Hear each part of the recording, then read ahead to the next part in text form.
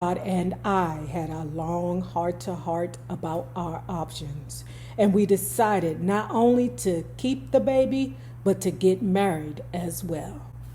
Gotcha, bitch. I don't hear nobody out there. Hold it down.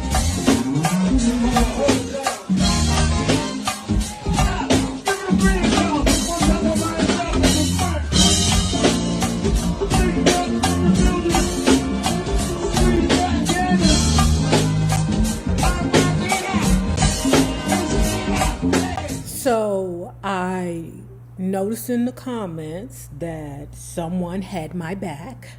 I can't think of your name right now, but I so much appreciate you. What the commenter said was that Nay gives cliff notes. You must purchase the book and read the book for you to get some of the main points that were excluded in what was read. So I'm not here to read you the entire book. Some of you all get mad at me because I didn't expound on a situation. No, why would I do that? I encourage reading. I don't want you to be just sitting and waiting for me to give you the book. If you want the book, then you can buy the Audible. Okay? If you want somebody to read you the book, you just won't have my commentary with it. But I'm not here to read you the entire book. Faith has not paid me to read the entire book.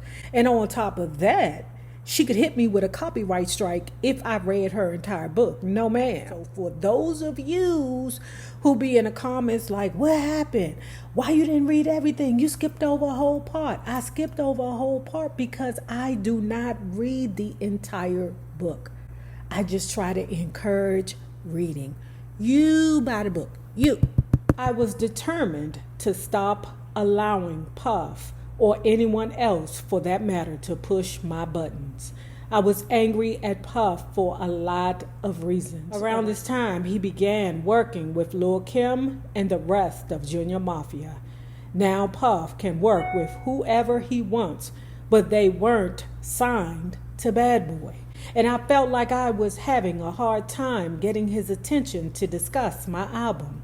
Again, just like when Bad Boy went on a world tour and I stayed behind, I felt really disconnected from Puff and the label. And it's funny that she's saying this because that is exactly how Mary J. Blige felt about Faith.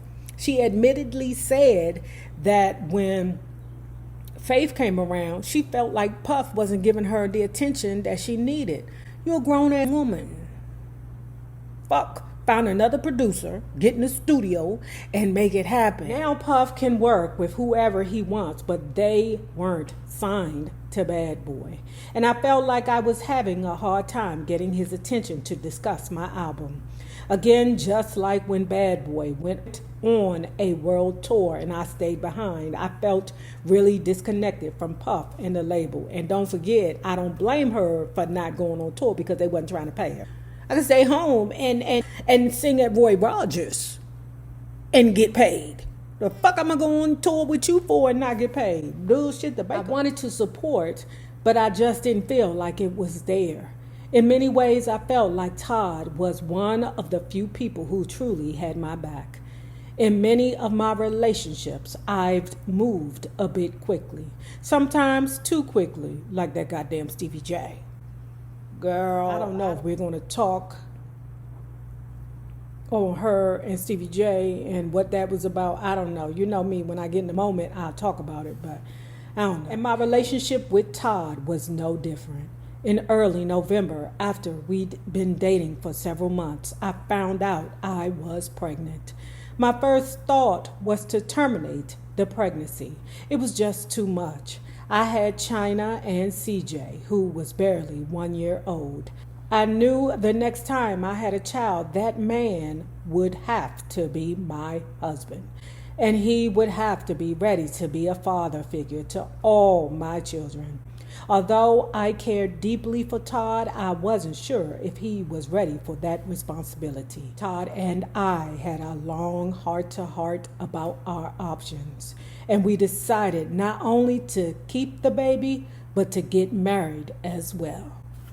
Gotcha, I bitch. was starting a whole new life, including a new family. And although it was happening very quickly, it felt right.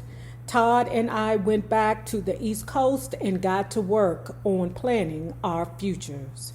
Todd's years of experience in the music industry made it feel natural for him to be not just my husband, but my manager as well. At the time, I was being co-managed by two incredible women, my girl, Cheryl, who used to be my road manager, and Cheryl Bell, an executive with Flavor Unit, who resigned and worked with me after I left the management company. But I would never escape that I was still Big's widow, and I needed to deal with that. When Big died, he left no will. When that happens, the entire estate goes directly to his wife and his children. My longtime lawyer, Stuart Levy, had advised me that I would have to come in to talk about how to set up a trust for the kids and deal with Big's estate. But for months and months, I'd put it off. Now that I was remarried and having a baby, I knew I had to deal with it. I couldn't truly move on knowing that I had to deal with divvying up Big's estates. I was automatically awarded 50% of Big's estate as his wife. 25% automatically belonged to CJ, and 25% automatically belonged to Tiana. But I needed to sit down with Stuart to figure out what other payments needed to be made. I also needed to figure out how to take care of Miss Wallace. Big would have definitely wanted me to make sure she was very well taken care of.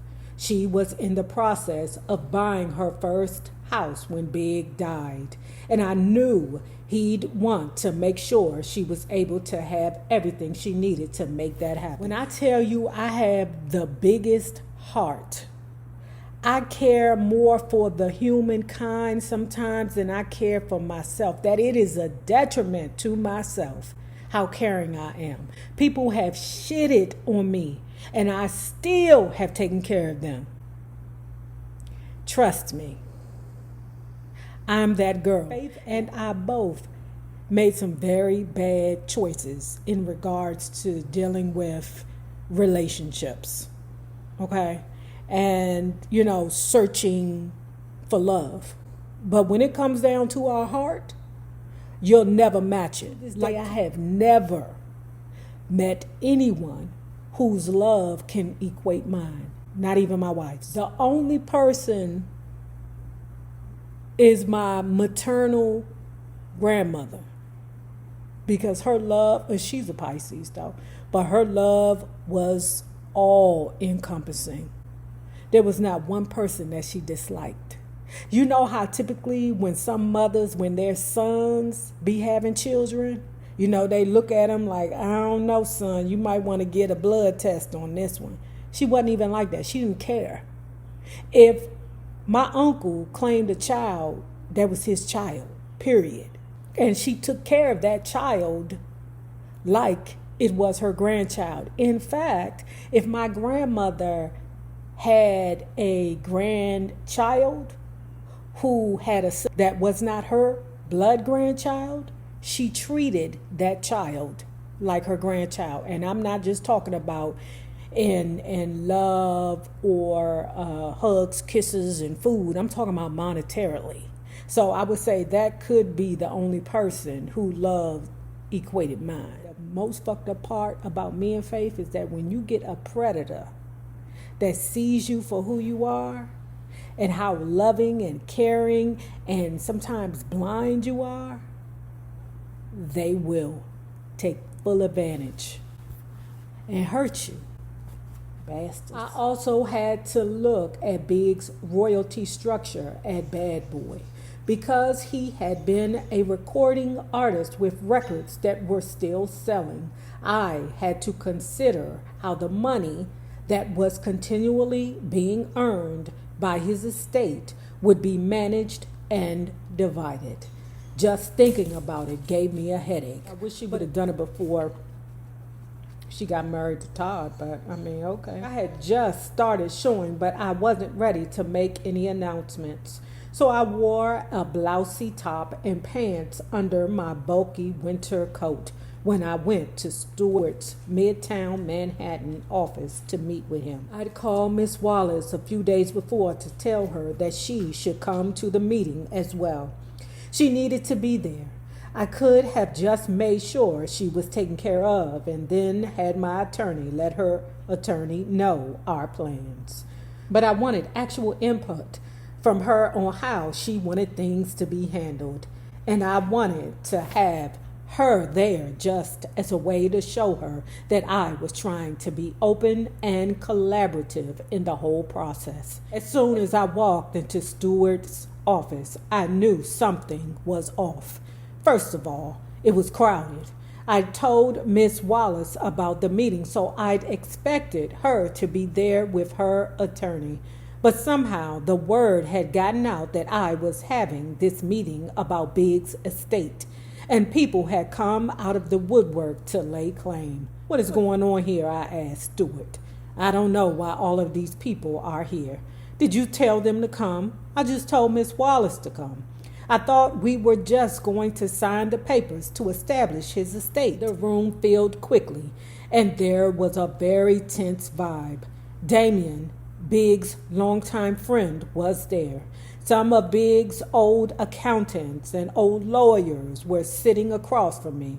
I looked around as they all started filing in and sitting down and felt strange. People were avoiding eye contact with me like I'd already done something wrong. Now I knew Big's estate had debt. That was normal and to be expected, and I was sure that Stewart would handle it. I would definitely sign off on whatever payments were necessary, but I didn't understand why the people in that room were looking at me like I was trying to get away with something. I was just signing some papers to establish the estate, since I was the only adult beneficiary who could lay claim to it. I felt like the people gathered had their own reasons for wanting to know what was going on, and it made me uncomfortable. What was supposed to be a simple meeting where I could work out some details and keep Miss Wallace informed felt like it had turned into some kind of thing with me versus Miss Wallace. Okay, pause. Taking it back to Miss Wallace. Miss Wallace is still trying to understand how you've moved on with another man. You seem to be happy. You're not holding her hand during her sorrow. You're just moving on. Yes, in your mind, you know what was really happening. You know that Biggie had moved on also, but the optics of it just does not look good, babe. It really doesn't.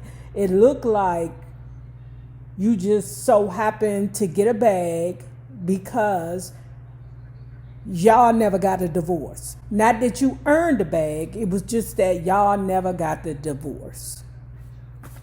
Okay, and I think Miss Wallace is not happy about it. I thought I was doing the right thing by meeting with the lawyers and making sure Miss Wallace was involved. But as I looked around the room, I got more and more upset. I could understand if all these people wanted to come there with Miss Wallace to support her, but ultimately none of them needed to be there. I invited Miss Wallace so that she'd know we were in this together, but I didn't have to answer to anyone. Excuse me, please, I said, standing up.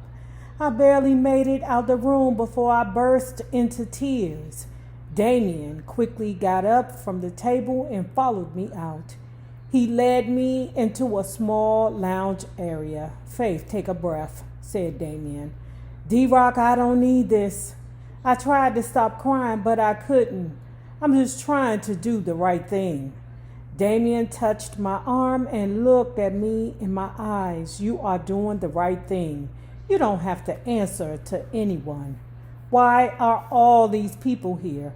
I just asked Miss Wallace to come so she would know I want to include her, and all of these people are here like they need to be informed, and they don't. Yeah, you just gotta do what you gotta do. Don't even sweat them. I'm out of here, I said. Wait, D-Rock said, reaching out for me. Don't just walk away. Tell them how you feel. Hey, do my favorite go-go song. Taking a ride on the east side, made a left on MLK. What a beautiful day, what a beautiful day. Riding high on the west side, looking for a hood rat to play. Won't you come out and play? Won't you come out and play? Hey, taking a ride. Hey, hey, on the south side. Ooh, ooh. Taking that on MLK. Hey, hey, hey. We like that good. Say what?